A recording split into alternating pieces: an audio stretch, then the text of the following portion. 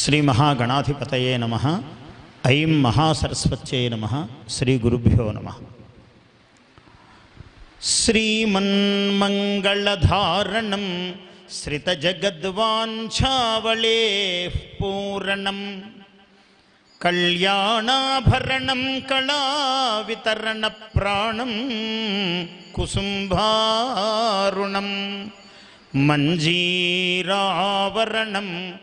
మంజీరావరణం మహాకవి మనఃపంకేరుహ ప్రేరణం అంబాయాశ్చరణం వ్రజామి శరణం వాగ్వైదుషీకారణం శ్రీమన్మంగళమేఘకైసిని కళాసీమంతముక్తామణే సీమాశూన్యకవిత్వవర్షజనని ప్రస్మిన్న కాదంబిని స్వాదు ప్రేమ రసప్రసారఝరిణి స్వాత్మాశ్రయానందిని వందే త్వాం శశిశేఖర ప్రణయిని త్రయంత సంచారిణి. అమ్మవారికి, సభాధ్యక్షులకు, సభకు, అమ్మవారికి సాష్టాంగ పాద నమస్కారములు సమర్పించి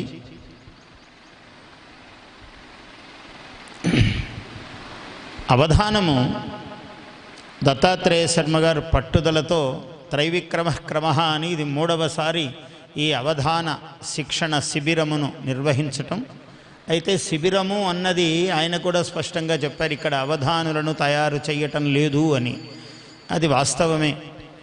ఎందుకంటే అవధానులు తయారు కావడానికి ఒక ఉత్సాహ ప్రేరకమైన, ఉత్సాహ ప్రపూరకమైన ఒక వేదిక.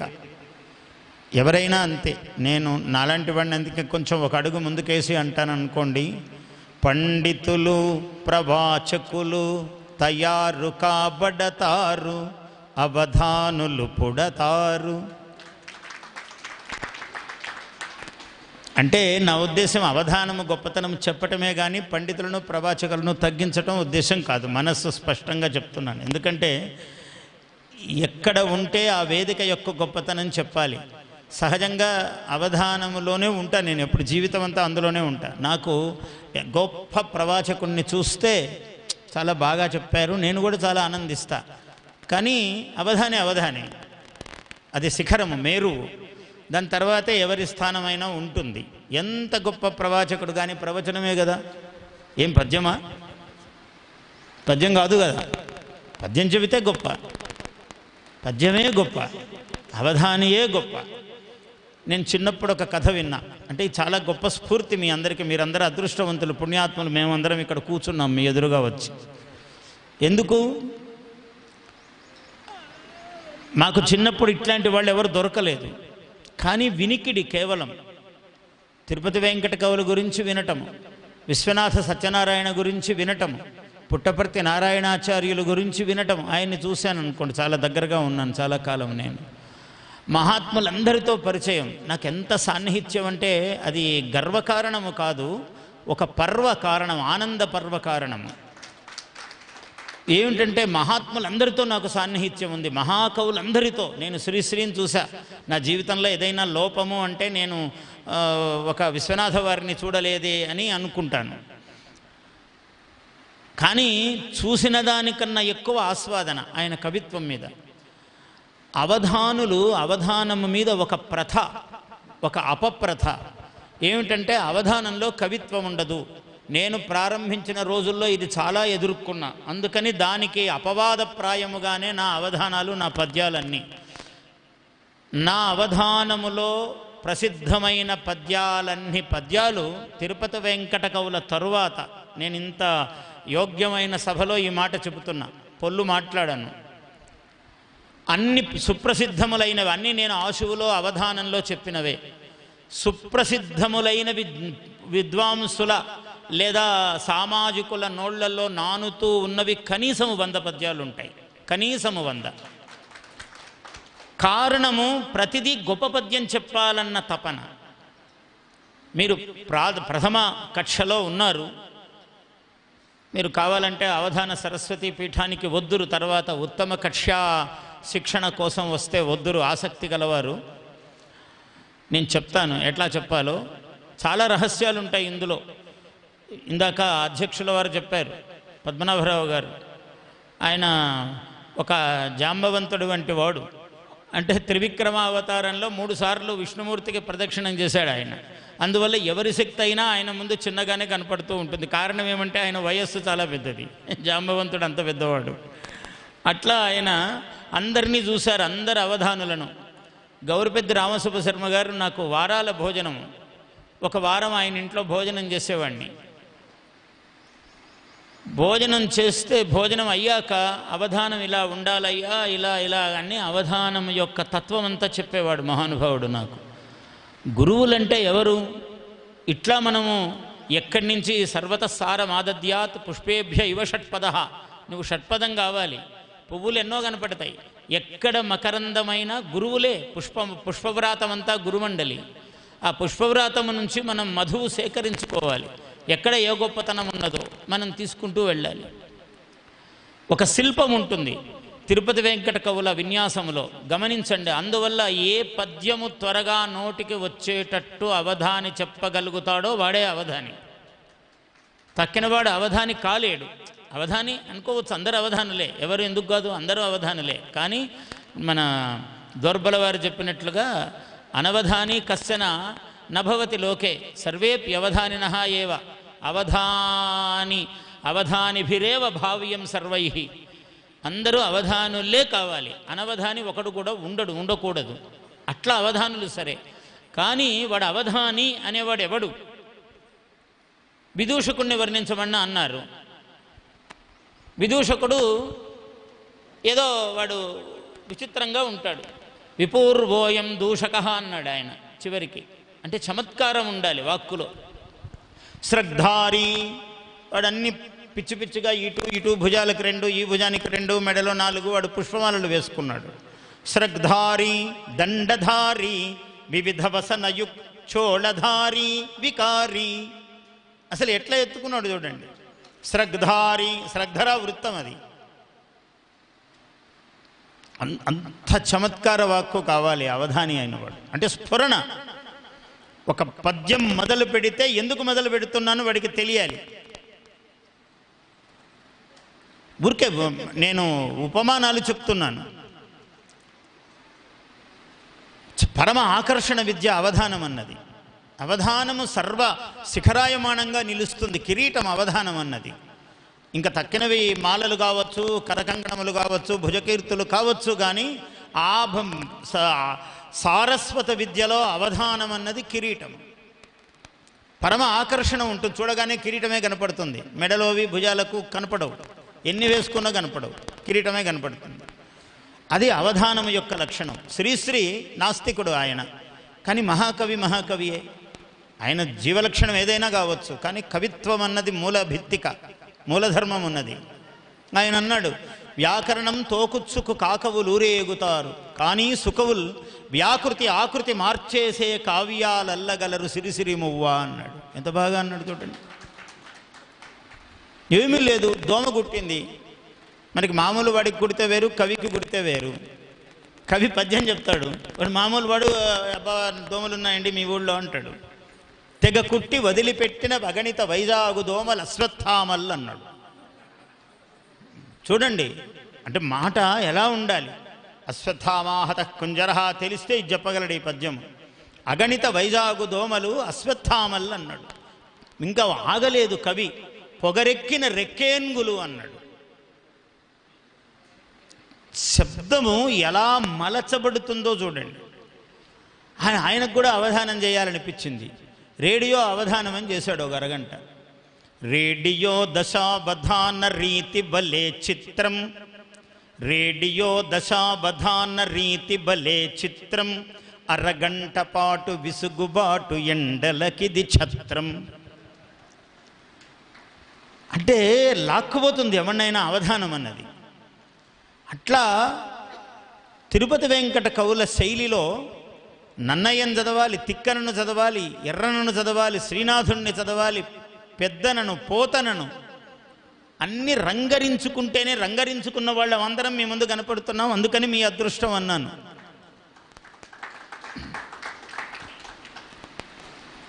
ఆ రంగరింపు తెలియాలి. నన్నయ్యలాగా పద్యం చెప్పాలి. అవధానంలో చెప్పిన పద్యమైనా ఇంట్లో నాకు మొట్టమొదట రామసుబ్బ శర్మ గారు లాంటి మహానుభావులు, ఇవాళ చక్రవర్తుల చక్రవర్తి ఉన్నాడు ఆయన, ఎన్సి నరసింహాచార్యులు, ఎన్సివి నరసింహాచార్య అని మహానుభావుడు. ఆయనకు 14 భాషలలో అఖండమైన పాండిత్యం, ఊరికే పై పూతలు కాదు. అటువంటి వాడు మహానుభావుడు నాకు ధ్వన్యాలోకం పాఠం చెప్పాడు ఆయన. నేను చాలా ప్రియతమ శిష్యుడిని ఆయనకి. ప్రియ అంటే చాలదని తమ ప్రత్యయం చేర్చా. ప్రియతమ శిష్యుడిని నేను ఆయనకు. 2 గంటలకు మధ్యాహ్నం పాఠం ఉండేది. ఇలా వాచి ఇటువైపు ఉండేది, ఆయన ఇట్లా చూసేవారు. ప్రతి తరగతిలోనూ మాకు హాజరు పట్టిక ఉండేది. మధ్యాహ్నం 2-3 నిమిషాలు అయితే ఆయన క్లాసులో ఆబ్సెంట్. వాడు పాఠం వినడానికి అనుమతి ఉంటుంది కానీ హాజరు పట్టిలో ఉండదు. అలా ఉండేవాడు. అంత చండశాసనం, సమయము, నియమము. పాఠము చెబితే అది అమృత ప్రవాహం. ఇందుకు కదా ధన్యులము, ఇటువంటి గురువులు దొరకటం వల్ల కదా అని నేను ఎప్పుడు నా మనస్సులో స్మరిస్తుంటా. నేను వాళ్ళ పద్యం చెప్తున్నానంటే ఒక శబ్దం నాకు స్ఫురించిందంటే తద్గురువు అనుగ్రహం. అటువంటి మహాత్ములు ఏం చెప్పారు? ఒరేయ్, నువ్వు అవధానివి, పేలవమైన పద్యం చెప్పొద్దు. చెప్పను. నేను 1000 పద్యాలు నేను కనుక ఒక వేదిక మీద చెప్పానంటే మీరు 900 గట్టి అద్భుతమైన పద్యాలు తీయాల్సిందే. అందులో 100నే పక్కకు తీయాలి. 900 తక్కువలో ఇంకా పెడితే 50 అవతలికి పోవచ్చు. అద్భుతమైన పద్యాలే వస్తాయి. రావాలి అంటే పట్టుదల. ఇది ఇక్కడ సాధన అవసరం. సాధన ఎప్పుడు అవసరం? అవధానులకు. అవధానులు పుడతారు అంటే పుట్టిన తర్వాత ఎట్లా మీరు అవధానిత్వం అంటే మనిషికి మనిషి ధనం ఎట్లా రావాలి, అవధానిత్వం ఎట్లా కావాలి? కవనార్థం బుదయించితిన్ సుకవితా కార్యం వినావృత్తి ఈ భవమద్దాన తరింతు అన్నాడు వెంకటశాస్త్రి గారు. ఈ జన్మ తారణము కవిత్వం. చిన్నప్పుడు కథ విన్నా నేను, మీరు కూడా వినుంటారు, కానీ నాకు అది నరానికి, నాడీ మండలానికి పట్టింది. అందరూ పూజ చేశారు. కాళీదేవి ప్రత్యక్షమైంది. కూర్చున్న వాళ్ళందరూ ఎవరు సామాన్యులు కాదు, అందరూ మహాకవులే. ఎవరికైనా అంతే కదా. వాడి పేరు పైన ఉంటేనే వెళతాం సభకు, రెండో పేరు ఉందంటే పోం సభకు. కవి వాడే కవి. నన్ను ఎక్కడ తోసినా, ఎద్దుల్లో అయినా ఎనుముల్లో అయినా నేను పోతానండి అనేవాడు వాడేమి కవి? వాడు ఎట్లా కవి అవుతాడు? వాడు ఎట్లా అవధాని అవుతాడు? నీకు నువ్వు ఏమిటి తెలియొద్దా? ముందు పక్కవాడికి తర్వాత తెలుస్తుంది. ముందు నీకే తెలియాలి కదా. నీకు నువ్వే దర్శనం కావాలి. అయితేనే నువ్వు నిలుస్తావు. ఎందులో అయినా, ఏ విద్య అయినా సరే నీకంటూ ఆత్మగతమైన విద్య ఒకటి, అది నాది, నేను అని ఉండాలి. సరే, కవులందరూ పూజ చేశారు, అమ్మవారు ప్రత్యక్షమైంది. కథే కాబట్టి ఇంకా గొప్పది. అది నిజంగా జరిగితే గొప్పది కాదేమో. కవిర్దండి అన్నది ఆమె రాగానే. దండి అనేవాడు మహాకవి అన్నది. కొంచెం కళ్ళిట్లా అనుకున్నాడు కాళిదాసు, దండి పేరు చెప్తుందా పై అనుకున్నాడు. సరే పోని అనుకున్నాడు. రెండో పేరు చెప్తుందేమో అనుకున్నాడు. భవభూతిశ్చ పండిత అని, భవభూతి మహావిద్వాంసుడు అన్నది. కోపం వచ్చింది. ఇంకా 2 బాయ్ 3వ పేరు వస్తే ఏమి రాకుంటా ఏమి, ఆ సభకు పోవాలా? కోపం. మరి ఎవడైనా అంతే కదా. కాళిదాసు అయితే మరి అట్లనే ఉంటాడు. ఎట్లా ఉంటాడు? అప్రస్తు ప్రసంగంలో అన్నాడు ఓసారి, అయ్యా ఇలా అందరూ లోపలికి పోతున్నారు, నాగఫణి శర్మ వచ్చారు, ఏమిటి మీ దగ్గర ఏముందని అడిగారు రాజుగారి దగ్గరికి పోయేటప్పుడు. అంటే నువ్వు నీ ప్రశ్నలోనే తప్పుంది అన్న అవధానంలో. అదేంటి గురువుగారు అన్నాడు. 2 పోయాక 3వ వాడు నాగఫణి శర్మ ఎట్టుంటాడండి? ఆ 2 కన్నా ముందు వెళ్ళుంటాడు. నాగఫణి శర్మ నెంబర్ 3 ఉండడు కదా. నువ్వు చెప్పిన 2 కన్నా ముందు లోపలికి చేరుంటాడు, చూడు అక్కడ ఉంటాడు, నువ్వు వీడిక్కడ ఉండడు, వరుసలో ఉండడు అన్న. అంటే ఏ సమయంలోనైనా నువ్వుగా భాషించాలి. అవధానికి ప్రథమ లక్షణం. అంటే ఏమో ఊరికే బిరుసుగా ఉండమని నేను మాట్లాడటం లేదు, ఆత్మతత్వవేది కావాలి. అందుకని కోపం రండే అన్నాడు. కోపం వచ్చింది. త్వమేవాహం న సంశయ అన్నది. వాడు కవి అయితే ఏమి, వీడు పండితుడైతే ఏమి రా, నువ్వే నేను అన్నది. అందుకే నేను అవధాని కావాలనుకోలే, అవధానము నేను కావాలి. అంటే అవధానం పేరెత్తితే నాగఫణి శర్మ అని ఉండాలి పక్కన. ఇది దీక్ష. దీక్ష సంకల్ప మాత్రము కాదు కదా, దానికి ప్రయత్నం. ఏం కావాలి? ఎట్లా నువ్వు అర్ధరాత్రి పద్యం చెప్పినా ఎట్లుండాలి పద్యం అంటే స్మరణయోగ్యముగా, ధారణయోగ్యముగా పద్యం ఉండాలి. జనంలో ఉన్న చాలా పద్యాలు జడేజా బిడాడే కాంబ్లీ కుంబ్లే అన్నాడు. ఎప్పుడు? 94 విశాఖపట్నంలో మహాశతావధానం 94. ఎన్నేళ్ళయింది ఇప్పుడు? అయిందా? అక్కడ ఇది అడిగారు. ఏషా జడేజా వికటా నిహన్యా తద్రావిడేడ్యా జలధి ప్రసిద్ధ తద్వానరోన్ముష్టి విఘాత చూర్ణ కాంబ్లీతి కుంబ్లేతి రవం చకార. వాడికి ఏం చేయాలి? ఇద్దరు పట్టారు. నా అవధాని సమస్య ఏమిటి? జడేజా జడే జాయతే ఇది జడేజా తమఃపూర్ణ ఇత్యర్థ కాచన రాక్షసి. ఓ రాక్షసి పుట్టింది, కనపడింది. ఓహో ఇది చాలా వికట, దీన్ని సంహరించాలి అనుకున్నాడు ఆంజనేయ స్వామి. సంహరించాడు. ఈ కామిలి కుంబ్లే ఎట్లా రావాలి దీంట్లో? ఈ రామాయణ గాథలో ఎలా రావాలి? హనుమంతుడి సముద్ర లంఘన ఘట్ట వర్ణనీయ. ఎట్లా రావాలి కామిలి కుంబ్లి? అందుకని నాకు తోచింది ఆ నిమిషానికి. తద్వానరోన్ముష్టి విఘాత చూర్ణ కాంబ్లి ఇది కుంబ్లేతి రవంచకార. దానికి వ్యాకరణం లేదు, శాస్త్రం లేదు, ఏది పట్టదు. అని దాని బాధ దానిది. ఇట్లరిచావే అట్లరిచావే అని సూత్రాలు చెప్పడానికి వీలు లేని సందర్భం అది. అది అరుస్తుంది, దాని ఇష్టం. వాడు కాంబ్లీ కాంబ్లీ కుంబ్లే కుంబ్లే అని అరిచిందాయా అన్నాడు. మరో అది ఆనందహేతువే తప్ప ఇంకేమి. ఇలా పాడావేమిటి, ఇలా అరిచావేమిటి అప్పుడు నువ్వు అంటే దుఃఖం. అది ఎలాగైనా అరుస్తుంది, దాని ఇష్టం. ఎక్కడ ఎలాంటివి తీసుకున్నా కూడా అపర్ణ లాంటి యువతులు, మంచి ప్రతిభావంతురాలు ఆమె, కొన్ని పద్యాలు చూసా చాలా బాగుంటాయి. వాళ్ళకు కూడా శిక్షణ ఇది. ఎందుకు శిక్షణ? ఎప్పుడు రోజు శిక్షణే. ఈరోజు కూడా నాకు శిక్షణే. నేనేమి అంతా అయిపోయింది నా ఇష్టం అని ఉండను నేను. ఈరోజు కూడా అవధానం అంటే శిక్షణే. అది ఒక పదాన్ని ఎట్లా చెబుతాము. నాకు ఎంత అలవాటు అయిపోయిందంటే, మీరు ఏదన్నా ఒక పని చెప్పండి.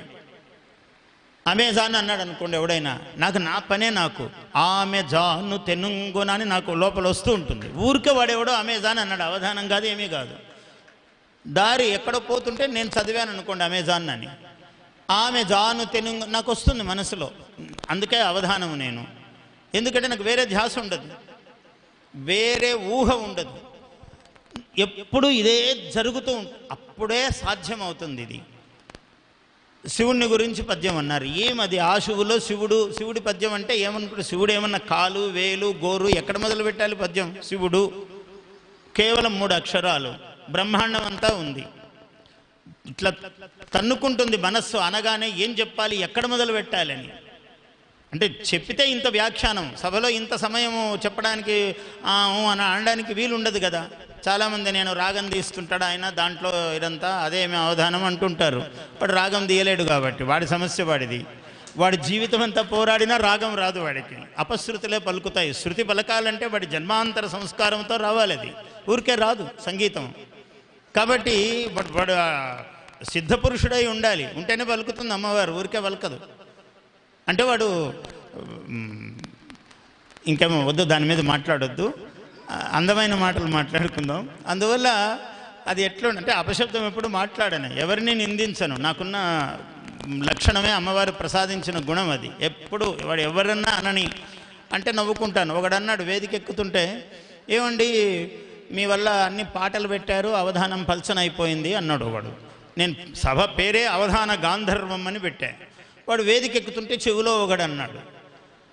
వాడు సరే పల్సన అయితేనే కదా నాయన జనం వరకు ప్రవహిస్తుంది అన్నాను కానీ మనస్సుకు తృప్తి లేదు. వీడింత మాట అన్నాడే అని ఉంది. వాడు మరి ఉంటుంది కదా మనస్సుకు, వాడు అంత మృదువైన మనస్సే ఉండాలి. వీడి కఠినమైన మనస్సు ఉంటే వాడు పద్యాలు ఏం చెప్తాడు, కవిత్వం ఏం చెప్తాడు. వేదిక ఎక్కాను. ఇలా ఇలా పాడాలని గంగకెవడు సూచించును, ఇలా ఇలా ఇలా పాడాలని గంగకెవడు సూచించును, ఇలా వరాలియాలని ఇలా ఇలా పాడాలని గంగనెవడు శాసించును, ఇలా వరాలియాలని శివునికెవడు సూచించును ఉవ్వెత్తున ఎగిరిపడే ఉన్మత్త గంగం సహజదయా మృదువు గదా శివుని అంతరంగం. ఉన్మత్త గంగం మహః, మీకు వ్యాకరణం చదివితే తెలుస్తుంది. ఉన్మత్త గంగం మహః అన్నాడు. అది అలవోకగా ప్రయోగం అక్కడ పడాలి. అది పాటే కావచ్చు, అట్లాంటి రావాలి. అది ఎట్లా వస్తుంది మీకు? మొట్టమొదట అధ్యక్షుల వారు రేవూరి వారు చెప్పారు, సంతతము చదవటము. ఏనుగు నెక్కినాము ధరణీంద్రులు మృక్కగా నిక్కినాము. మృక్కినాము అన్న 4 అక్షరాలకు మళ్ళీ నిక్కినాము వచ్చి పడ్డది, అందులో కూర్చున్నది. సన్మానములందినాము బహుమానములన్ గ్రహించినాము యౌవారిని లెక్క చేయక అవారణ దిగ్విజయంబునర్చి ప్రజ్ఞానిధులంచు పేరుకొని నారము నీవలనన్ సరస్వతి. శిల్పము చెక్కినట్లుగా ఉన్నది పద్యం. ఆశువే శివుడు అంటే మరి కూర్చోవాలి. ఏ శబ్దంబులు చెప్పలేనిది గదా ఈశా మహత్వంబు. నిజంగా వెతుక్కుంటున్నా, నా అనుభవమే అది. అనుభవము రానిదే కవిత్వం చెప్పిన క్షణము లేదు. నేను వెతుక్కుంటున్నాను ఏ పదంతో మొదలు పెట్టాలని, ఏది దొరకలేదు. ఏ శబ్దంబులు, నిన్నేం చెప్తావు? యతో వాచో నివర్తంతే అప్రాప్య మనసాసహ అని అంటుంటే ఇక్కడేం పలుకుతుంది? ఏ శబ్దం పనికి వస్తుందని చెప్పడానికి? ఏ శబ్దంబులు చెప్పలేనివి కదా ఈశా మహత్వంబు. చెప్పలేనిది కదా ఈశా మహత్వంబు. ఈ రాశీభూత మహామహో జగతిలో రమ్యంబు గమ్యంబునవు. నీకన్నా రమ్యమైన వస్తువు లేదు, నీకన్నా గమ్యమైన పదార్థం సృష్టిలో లేదు. అందరికీ గమ్యుడవు నీవే, నీ దగ్గరికి చేరవలసిందే. రమ్యంబు గమ్యంబునవు ఆశావీధులు అంబరంబులగుని ఆధిక్యమున్ చెప్పనేన్ ఈశా. ఈశుడగాను ఒక్క ప్రణుతిన్ హృద్వీధిలో చేసేదన్. తన్నుకొని రావాలి, ఇక్కడి నుంచి నాభీమండలం నుంచి రావాలి. ఇది సాధన. దీనికి తపస్సు అవసరం. ఎందుకు ఈ వేదిక? ఈ దత్తాత్రేయ శర్మ గారు ఇంత కష్టపడి ఇంతమందిని సమీకరించి ఇందరి సహకారము తీసుకుని ఇంత దీక్షగా ఎందుకు ఈ పని చేశాడు? దీనివల్ల ఏమి పరమ ప్రయోజనం అంటే ఇది పరమ ప్రయోజనం. అంటే ఇక్కడ ఇది సాధనకు శ్రీకారము, ఇంకా ఆకార ప్రాకారాలు ఏర్పడుగాక. ఇది ప్రారంభ భూమిక. ఇది మీరు ఇప్పుడు ఏ విధమైనటువంటి శైలి మీరు అలవాటు చేస్తే మీకు అవధాన జీవనము అంతా కూడా అట్లాగే ఉంటుంది. ఇప్పుడు పిప్పి పద్యాలు చెప్పడానికి అలవాటు పడ్డారనుకోండి, ఇక నీకు మొక్కుతిని వారికి మొక్కుతిని దగ్గర ఇట్లాంటివే చెప్తారు. అవి కూడా పద్యమే, కాదనడానికి ఏమీ లేదు. ఇతి గణంబులు అన్నీ ఉంటాయన్నమాట. వాడు ఒకడిని కవిత్వం ప్రారంభం చేయమన్నారట, ఒకడు ప్రారంభం చేశాడు. అంటే ఇవి వ్యతిరేక ఉదాహరణలు. అన్వయ వ్యతిరేకాభ్యాం అన్నాడు. అన్వయం అంటే ఏది ఎలా ఉండాలో చెప్పడం, ఏది ఎలా ఉండకూడదో చెప్పడం. అవి ఉండాలి అంటే నా పద్యాలో ఇంకా పెద్దవాళ్ళ పద్యాలో చెప్తాను. ఉండకూడని అంటే ఏవో ఉదాహరణ చెప్పాలి. నా పద్యం ఏదైనా చెప్దామంటే నాకు వెంటనే స్ఫురణకు రావు అవి. నాకు స్ఫురణలో ఉన్నవన్నీ అద్భుతమైన పద్యాలే ఉంటాయి, అయితేనే స్ఫురణ ఉంటుంది. దానికి ధారణ ఎందుకున్నదంటే అద్భుతం కాబట్టి. మీరు ఒకటే జీవలక్షణం. అద్భుతమైన పద్యము తన నెరిగి ఎదిరి నెరిగి అన్నాడు తిక్కన గారు. తిక్కనగారిలాగా కోపము ఉబ్బును గర్వము ఆపోవక యునికియును దురభిమానము నిర్వ్యాపారత్వము అనునివి కాపురుష గుణంబులండ్రు కౌరవనాథ. అలతి అలతి పదములతో కాహళ సంధించినట్లు. కాహళ ఎట్లా ఉంటుంది యుద్ధంలో? తూ తూ తూ తూ తూ తూ తూ తూ తూ తూ అనే తర్వాత దీర్ఘం ఉంటుంది. తో తో తో చిన్న చిన్న మొదలవుతుంది. కోపము ఉబ్బును గర్వము ఆపోవక ఉనికియును దురభిమానము. 100 పద్యాలు 1000 పద్యాలు చెప్పొచ్చు. ఆయన మహానుభావుడు 15 పర్వాలు రాశాడు. చదవకపోతే మన తప్పే తప్ప ఆయనదేమి రాసి ఇచ్చాడు మనకు. మనమే చదవాలి. మొట్టమొదటి అధ్యక్షుల వారు చెప్పిన దానికే వ్యాఖ్యాప్రాయంగా చెప్తున్నా. నేను కూడా అదే చెప్తాను. ఎందుకంటే ఆత్మనిష్ట. తిక్కన్న నీ పలుకుబడి తిరుపతి నీ సిరుల గుడి తిరుమల నీ సిరుల గుడి రాయలు నీ ఏలుబడి రసరాజ్యం నీ ఒడి. ఓ తెలుగువాడా అని చెప్పాను నేను. రసరాజ్యం నీ ఒడి. కూచిపూడి అవధానం ఆత్మవిద్య అన్నాను. ఆత్మవిద్య దగ్గరికి వచ్చేటప్పటికే అవధానం అంటే నాకే తెలియాలి కదా ముందు. అవధానం గొప్పది అనేది నేను తెలుసుకుంటే కదా నీకు చెప్పడానికి. నేను అవధానిని ఎట్లా అవుతాను? నా అవధానం గొప్పదని నాకు కదా తెలియాలి ముందు. అంటే నీవు నేను అని లేదు, అవధాని అని మాట్లాడుతున్నా. అవధాని అయిన వాడికి అవధానము సర్వోత్తమ విద్య అని ముందు తెలియాలి. ఎవరో సభ చేసి ఏదో 10,000 ఇస్తాడు, సభ పోయి అవధానం చేసి వచ్చి అంతకన్నా బాధ్యత ఏమీ లేదు. వాడు ఎట్లా అవధానం అవుతాడు? అవధాని కాడా అంటే అవధానే నామమాత్రం చేత. కానీ నిష్ఠ ఏముంది? ఆత్మనిష్ఠ ఏముంది? అందుకని ఇట్లా చేసేవాళ్ళంటే అమితమైన గౌరవం నాకు. కారణం ఏమంటే చేయటంలో క్లేశమేమో తెలుసు నాకు. వాడు మురారి అన్నాడు. మురారి అనే కవి దేవీం వాచముపాసతే హి బహవః సారంతు సారస్వతం జానీతే నితరామసౌ గురుకులక్లిష్టో మురారిః కవి. సముద్రం ఇటు అటు ఊరిక 10 సార్లు కోతులు గెంతవచ్చునయా, ఈ వైపు నుంచి ఆ వైపుకు దూకొచ్చు. దూకితే దాని లోతును దాన్ని అడిగితే ఏం చెప్తుంది పాపం? కోతి చెప్పలేదు లోతు. సముద్రం లోతెంతుందయ్యా అంటే ఆపాతాళ నిమగ్న పీవర తనుహు జానాతి మంథాచలహ అన్నాడు. మందర పర్వతాన్ని అడిగితే లోతు ఎంతుందో శరీరమంతా వ్యాపింపజేసింది సముద్రంలో. దానికి తెలుస్తుంది లోతు. జానీతే నితరామసౌ గురుకుల క్లిష్టో మురారిః కవి. ఇగో వీడిని అడగండి మురారిని, దాని లోతు చెప్తాడు. సారస్వతము యొక్క లోతు పాపం వాడికేం తెలుస్తుందండి అన్నాడు. అంటే వాడి గర్వమని కాదు, అలా నన్నయ్యకు లేదు తిక్కనకు లేదు ఆ భోగము అన్నాడు. ఆ భోగ పరిపూర్ణత, ఆ పూర్ణత్వము నన్నయ్యకు తిక్కనకు లేదయ్యా అన్నాడు. ఏమి లేదయ్యా, అంత మహాత్ములను పట్టుకుని లేదంటావని. వినవయ్యా పూర్తిగా పద్యం. ఆ భోగము అస్మాదృషుండు అలఘు స్వాదు రసావతారధిషణాహంకార సంభార దోహల బ్రాహ్మీమయమూర్తి శిష్యుడైనాడన్నట్టిది ఆ వ్యోమపేశల చాంద్రీ మృదు కీర్తి చెల్లపిళ్ళ వంశస్వామి కొన్నట్లుగన్. మా గురువుగారికి ఉన్న గొప్పతనం వాళ్ళకి లేదు అన్నాడు. నా అంతటి వాడు శిష్యుడు ఉన్నాడు కాబట్టి అన్నాడు. అతిశయం అనిపిస్తుంది, కానీ అది చెప్పటానికి ఆయన ఎంత లోతు దిగి ఉన్నవాడై ఉన్నాడు. సారస్వతము గురువుగారి గురించి అంతే గొప్పగా చెప్పాడు. తన ఎదయల్ల మెత్తన కృత ప్రతిపద్యము అంతకంటే మెత్తన.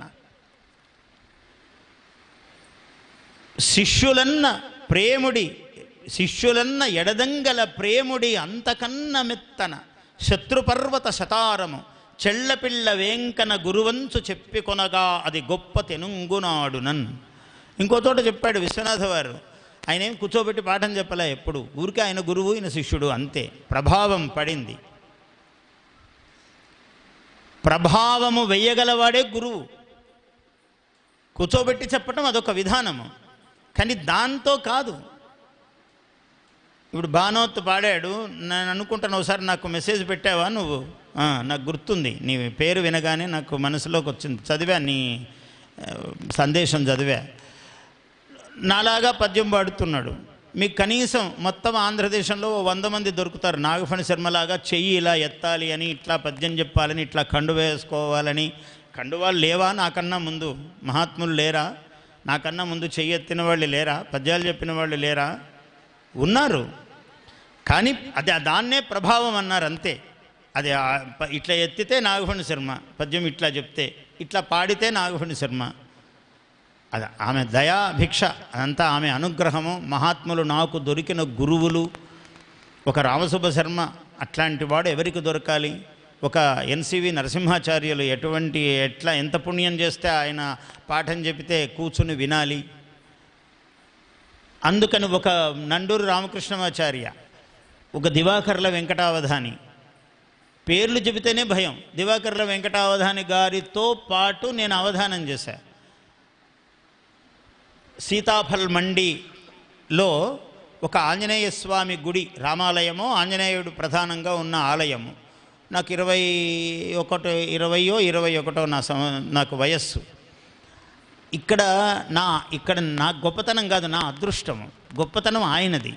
నాలాంటి ఒక పిల్లవాడిని కూర్చోబెట్టుకుని వీడు నాతో పాటు అవధానం చేస్తున్నాడంటే ఆయన మనసు ఎంత పెద్దది కావాలి, ఎంత విశాలము కావాలి. ఆయన మనిషి కూడా చాలా 6 అడుగుల పొడవు మనిషి. మనం ఎత్తులోనూ వయస్సులోనూ జ్ఞానములోనూ అన్నింటిలోనూ అవరహ సర్వత శ్రేష్ఠ. ఇట్లా ఇద్దరి యొక్క సమన్వయం. కాడి ఎద్దులు సమానంగా ఉండాలి, ఒకటి ఇంత ఒకటి ఇంత ఉంటే సరిగ్గా నడవదు బండి. అయినా కూడా నడిపించారంటే ఎంత గొప్పతనం. అలా కలిసి అవధానం చేశా. రామ లక్ష్మణ కాదు, భీమ అర్జున నకుల సహదేవ.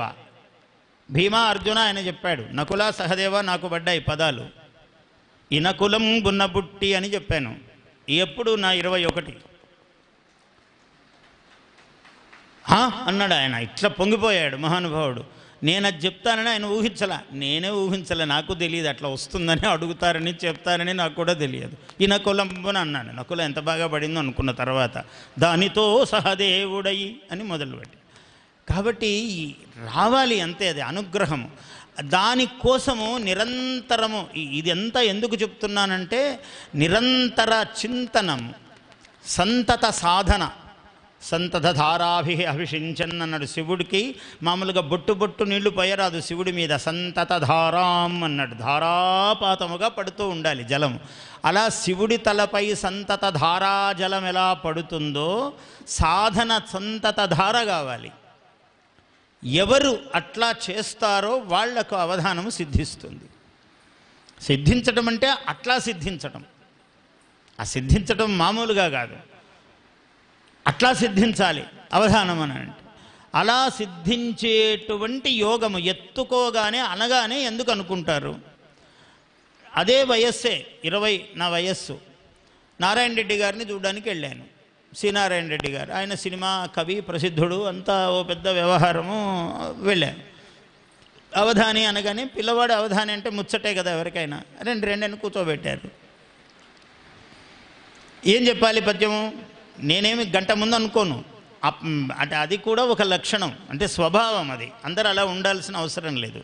ఇప్పుడు ఈయన అన్నాడు కొన్ని పడికట్టు పద్యాలు ఉంటాయి తయారు చేసుకోవాలని. ఇది అవధాన రహస్యం, అది ఆయన చెప్పింది.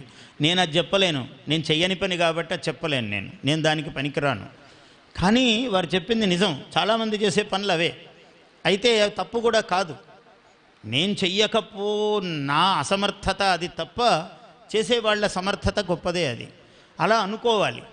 నేను మహా అంటే ఆటోలో వెళ్ళేటప్పుడు కాస్త ఏమన్నా అనుకుంటే ఏం చెప్దాము అని అనుకుంటే నాకు అనుకోవటంలోనే ఉంటుంది తప్ప అక్కడికి వెళితే కానీ పలకదు. నా జీవలక్షణం అది. ఒక్కోసారి కవి సమ్మేళనాల్లో అంత పెద్ద పెద్దవాళ్ళు, దాశరథి గారు, నారాయణ రెడ్డి, వీళ్ళందరూ సభలో కవులు ఉండేవాళ్ళు. ఇంతమంది మహాత్ముల ముందు నేను కూడా కవిని. నేను కవిత్వం చెప్తేనే నిలబడతా, వాళ్ళు ఏం చెప్పినా నిలబడతారు. పేరు వచ్చేసింది కాబట్టి రావలసిన వాళ్ళం మనం. తపన మనకే. ముందు రోజు రాత్రంతా నిద్రపోయేవాడిని కాదు, అయినా అక్షరం పలికేది కాదు. పలకనప్పుడు మన ప్రయత్నం ఏమి ఉంది? అక్కడ ఏమి చేసినా ఉపయోగం లేదు. ఆ క్షణానికి అక్కడికి వెళితే ఇంకా నా పేరు పిలిచినప్పుడు పోడియం దగ్గరికి వెళ్ళే ముందు వచ్చిన కవి సభలు, కవి సమ్మేళనాలు చాలా ఉన్నాయి. అంటే అక్కడికి వెళితేనే రావటం. ఇదంతా అనుభవమే, మీకు అనుభవం కోసమే చెప్తున్నా. అంటే అందరు అట్లా ఉండక్కర్లేదు, కానీ సాధన తయారు చేసుకోవాలి. ఆయన దగ్గరికి వెళ్ళాక నారాయణ రెడ్డి ఎక్కడ పడతాడు? ఆయన ఉత్పలమాలలో పడతాడు, లేదా మత్తేభంలోనో శార్దూలంలోనో పడతాడు. మన లెక్క అవధాని, మన పని అదే కదా. ఎక్కడ పడితే ఎక్కడికి వస్తుంది పేరు? తీయని మాట మీది వెనుదీయని కబ్బపు బాట మీది, మీ ధ్యేయము గేయ వాంగ్మయ విధేయ మణిమయ భద్రపీఠిపై హాయిని కూరుచుండుటరే హాయనరే భవదీయ దీప్తి నారాయణ రెడ్డి సత్కవివరా చుళుకీకృత భూరి సత్కళ. అంటే సాధన. నారాయణ రెడ్డి ఎక్కడ పడుతుంది పేరు తెలియాలి. రేవూరి ఎక్కడ వస్తుంది పేరు మనకు అర్థం. రేవూరిన రావాలి. ఆయన చివరికి అక్షరము ఉత్పలమాల అయితే ఊరిన అని వస్తుంది.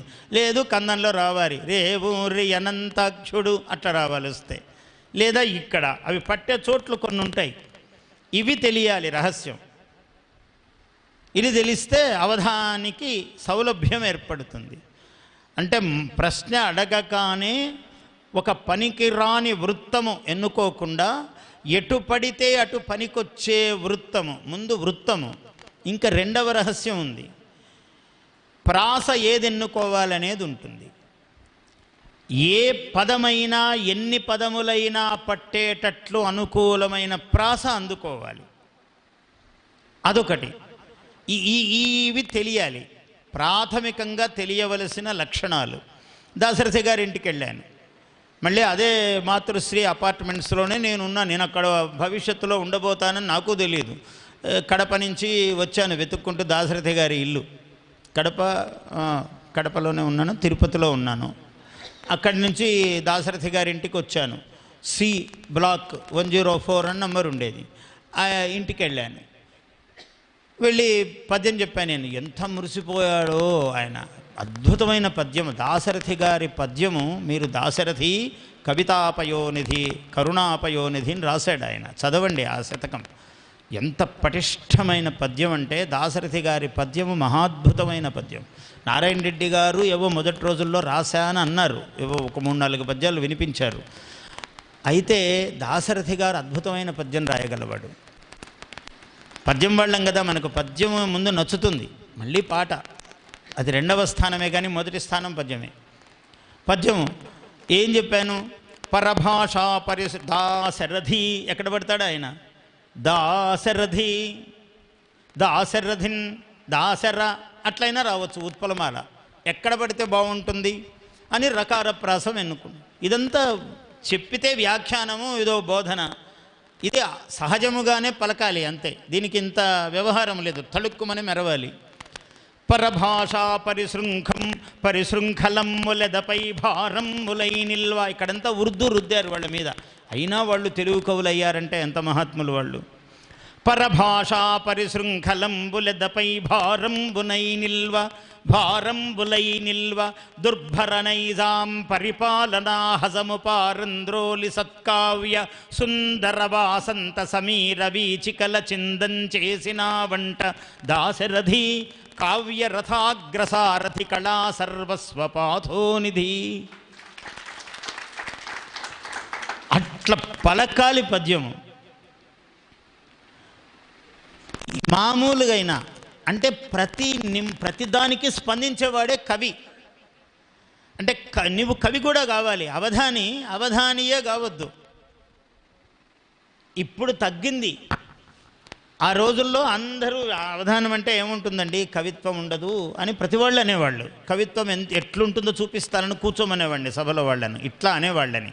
చాలా పెద్ద ఆయన, ఓ పెద్ద జడ్జి ఆయన. జడ్జిలు అంటే భయపడతారు మాట్లాడడానికి.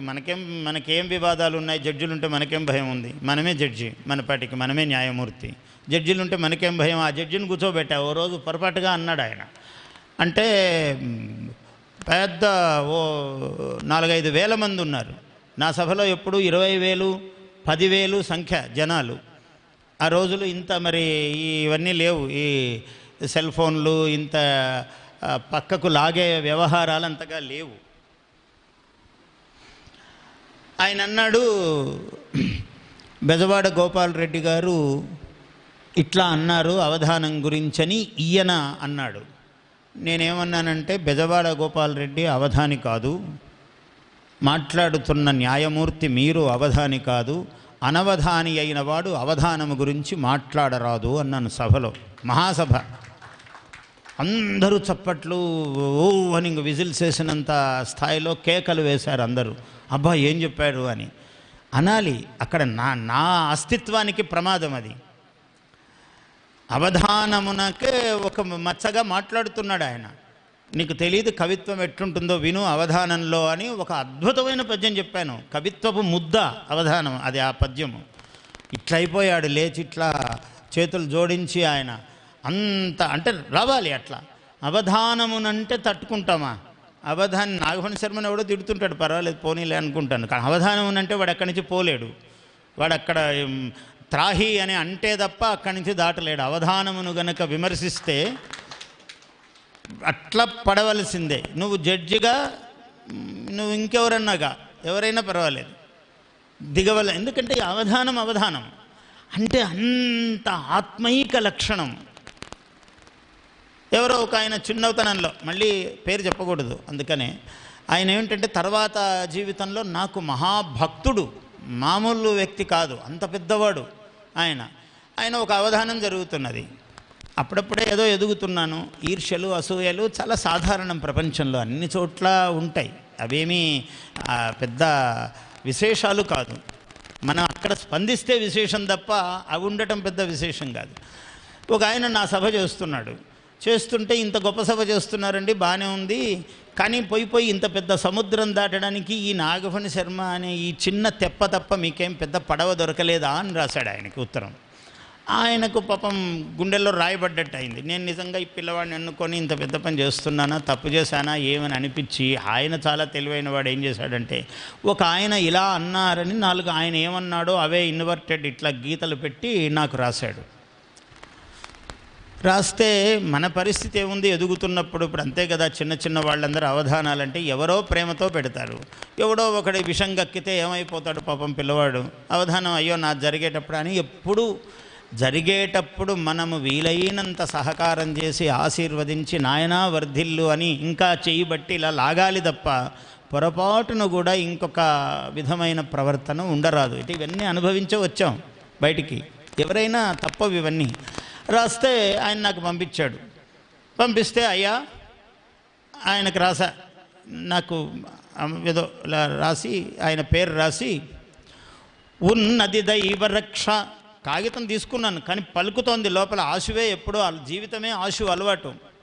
ఉన్నది దైవరక్ష మదినున్నది ప్రన్నిన కార్యదీక్ష, కానున్నది సద్వధానము మహోన్నతమానసమీదు తోడు మాకున్నది, భారతీ చరణయోగ రజస్సు శిరస్సు వండియేయున్నది, ఇంక కానిదొకటున్నది సన్నుత భక్త కోటికిన్, ధారయుధారణా పటిమదారులు చూపుచునుండ, మన్ముఖద్వారము ద్వారమందు అవధాన విధాన నిధాన భారతీ శ్రీ రమణీ విలాసములు చిందులు వేయును సంశయింపకన్, తోరణగట్టుడి విజయదుందు భీమ్రోజును దేవి సత్కృపన్.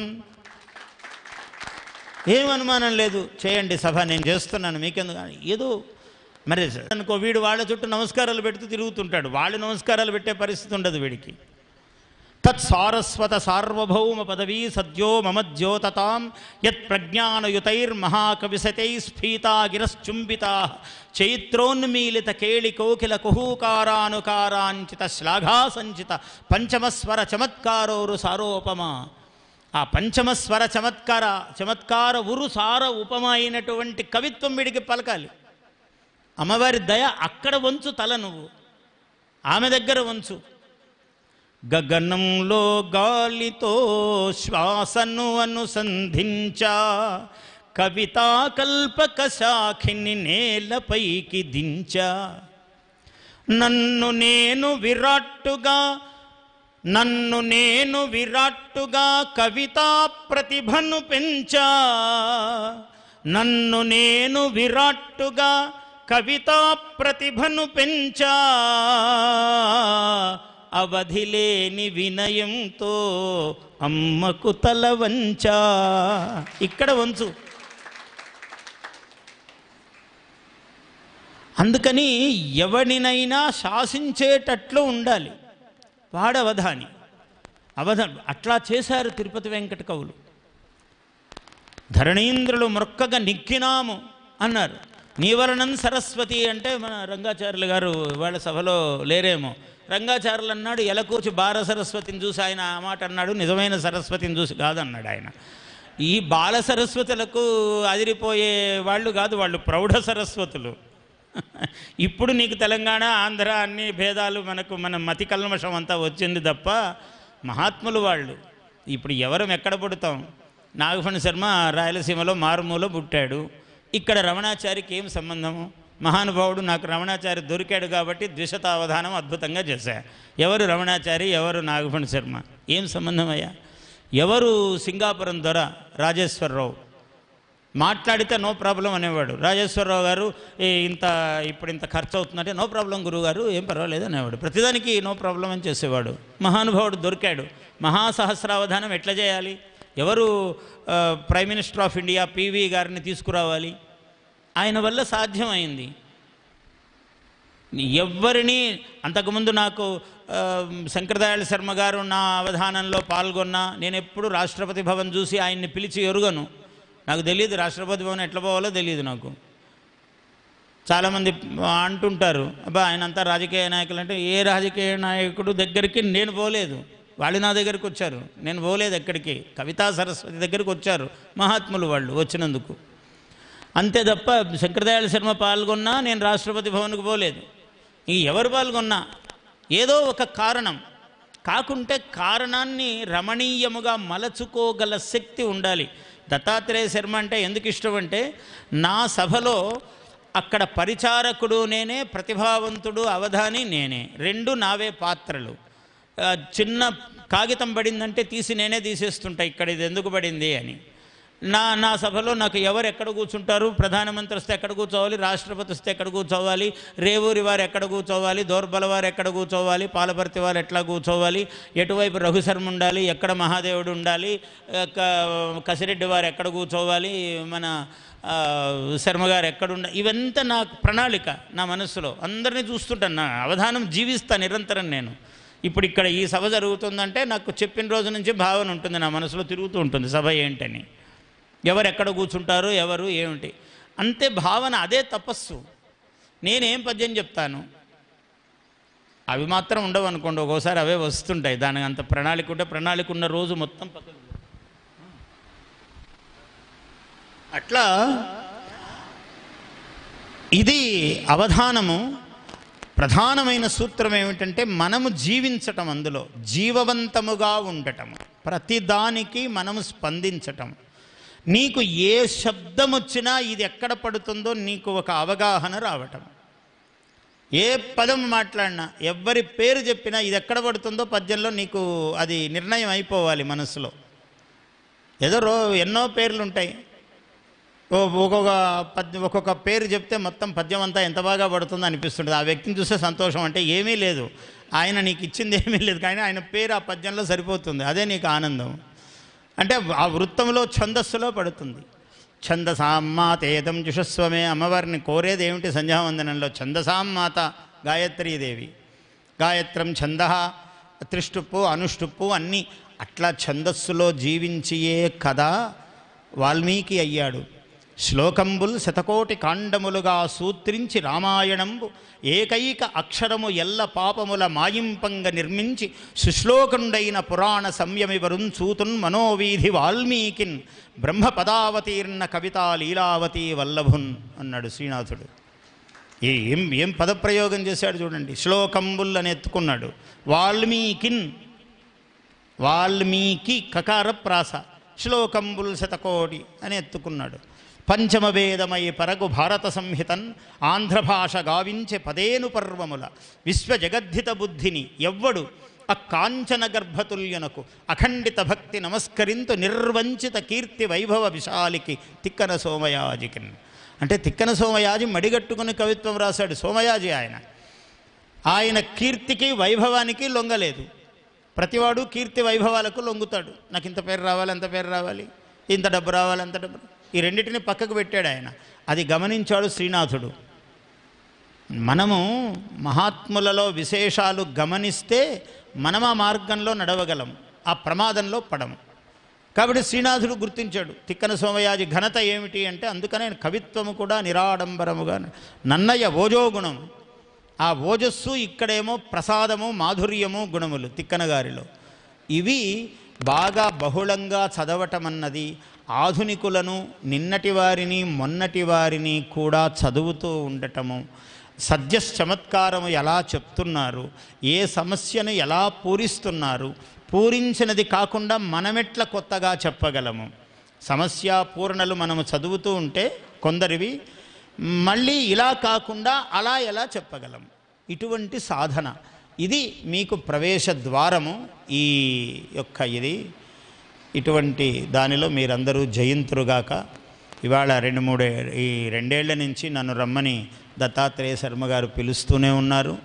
ఏదో ఇవాళ నాకు ఈ రామభద్ర క్షేత్రము రామానుగ్రహమే ఇది కూడా నాకు. ఎందుకంటే రామానుగ్రహ దివ్యమాల మెడలో రాజిల్లుచుండన్ దయాశ్రీ దయారామశ్రీలు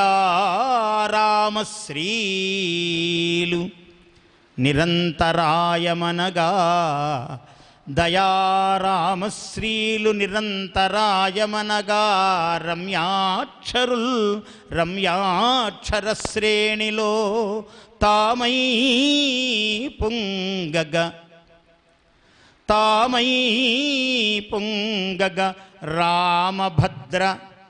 రామభద్ర కవితాధారా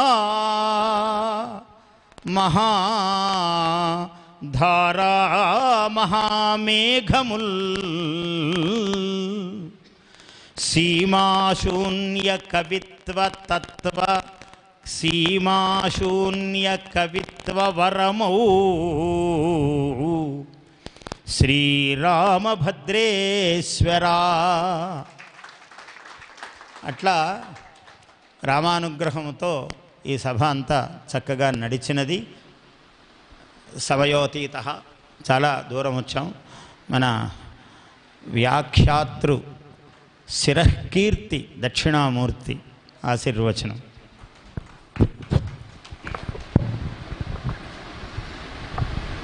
అతిథి సత్కారం ఉంది. అంతకుముందు చిన్న మాట.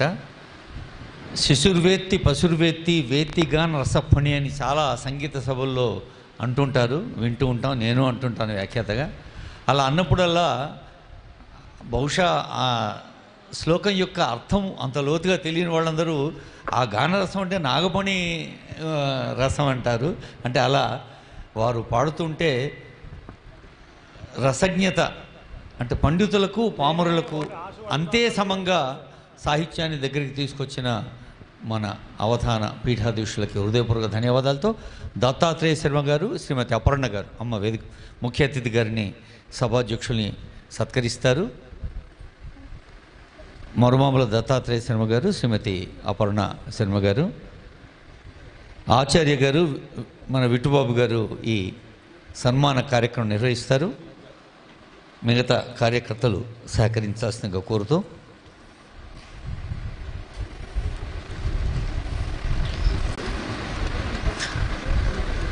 విశ్వశ్రేయ కావ్యం అన్నమాట మనం వింటూ ఉంటాం, అంటుంటాం, అందరికీ తెలిసిందే. అయితే కావ్యం అంటే సత్కార్యం. దోర్బలవారు అన్నారు, ఒక సూర్యుడు, ఒక చంద్రుడు, ఒక గాలి, ఒక నేల, ఒక నీరు ఎలా అయితే వాటి కర్తవ్య నిష్ఠ నిర్వహణ చేస్తాయో అదే అవధానమని, అలా అవధానులకు తమ ఆకాశమంత అనుభవాన్ని ఈ అవధాన విద్యా వికాస పరిషత్ వేదికపై అద్దంలో చూపించిన ముఖ్య అతిథి గారికి ధన్యవాదాలతో సభాధ్యక్షులు డాక్టర్ ఏవూరి అనంత పద్మనాభరావు గారు. ఇప్పుడు తర్వాత ముఖ్య అతిథి అధ్యక్షుల చేతుల మీదుగా ఇతరులకు సత్కారాలు అందింపచేస్తారు ఆచార్యుల వారు.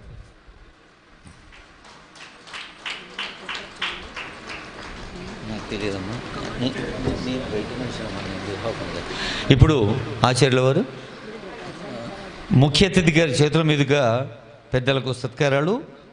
మహామహోపాధ్యాయ సంస్కృత శతావధాని డాక్టర్ దోర్బల ప్రభాకర శర్మ గారు. తర్వాత ఈ సన్మానంలో ముఖ్యాంశం ఏంటంటే యామ వీరేశం గారు, వారు వేదికపైకి రావాలి. దక్షిణావృత శంఖాలు అందజేస్తున్నారు ఈ సన్మానంలో భాగంగా. యామ వీరేశం గారు.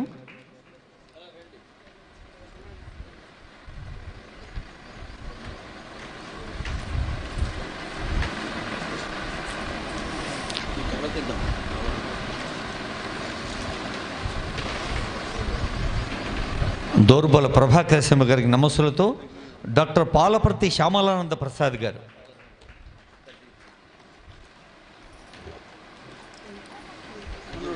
శ్రీమతి బులుసు అపర్ణ గారు, డాక్టర్ శ్రీమతి బులుసు అపర్ణ గారు శతావధాని.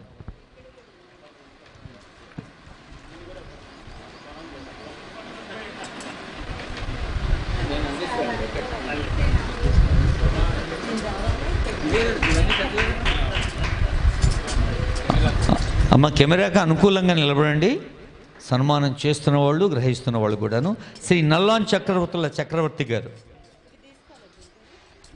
రామానుజ మఠ నిర్వాహకులు భద్రాద్రి విశ్రాంత ప్రధానాచార్యులు నల్లాన్ చక్రవర్తి గారు,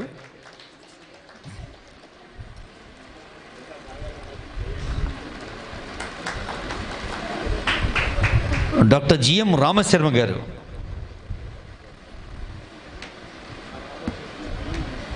శాలువా విప్పివ్వండి సార్, టైం సేవ్ అవుతుంది. శాలువా ముందుగానే విప్పి పెట్టండి. ఆచార్య రామశర్మ గారికి నమస్సులతో ఆచార్య కసిరెడ్డి వెంకటరెడ్డి గారు,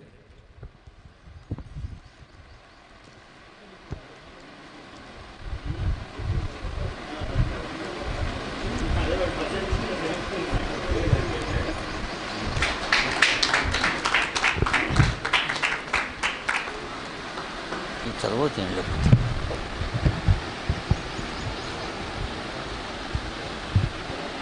శ్రీ శంకరమంచి రఘు శర్మ గారు,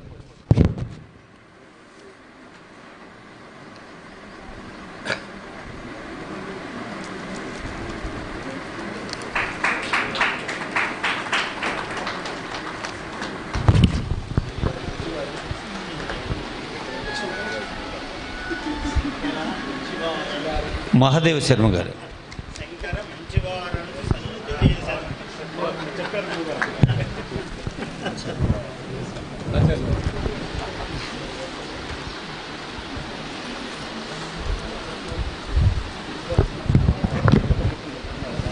మహాదేవ శర్మ గారు సన్మానం తీసుకుని సంతోష్ కూడా ఉండాలి. మన పండరి సంతోష్ శర్మ గారు ఈ రామభద్ర క్షేత్ర నిర్వహణ వెనక ఉండే చరిత్ర అంతా మన మహాదేవ శర్మ చెప్పారు. ఇప్పుడు పండరి సంతోష్, పండరి సంతోష్కి సన్మానం.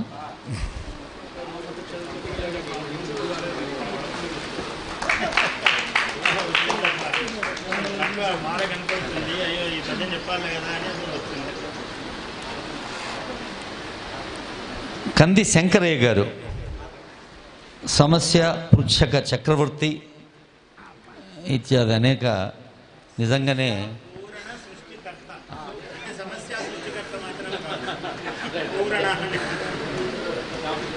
పద్యోద్యమ సారథి శంకరయ్య గారికి. తర్వాత దండిభట్ల దత్తాత్రేయ శర్మ గారు విజయవాడ నుంచి వచ్చారు. దండిభట్ల దత్తాత్రేయ శర్మ గారు. తర్వాత గట్టి కృష్ణమూర్తి గారిని ఆహ్వానిస్తున్నాం.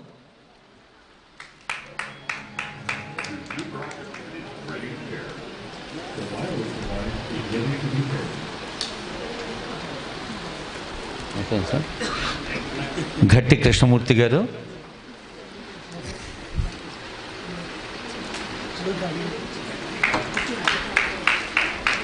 శర్మ గారు.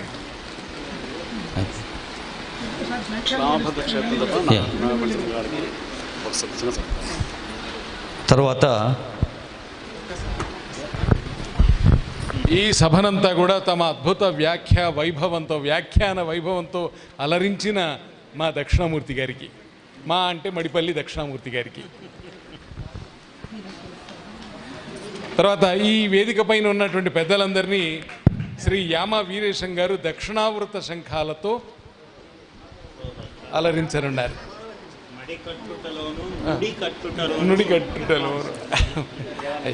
అందరు ఒకసారి కూర్చోవలసిందిగా కోరుతున్నామండి. భక్తులు, సాహితీ రసజ్ఞులందరూ కూడా కూర్చోండి. దక్షిణావృత శంఖాలను వారు తెప్పించారు. అనేక దేశాలు తిరిగి త్వరగా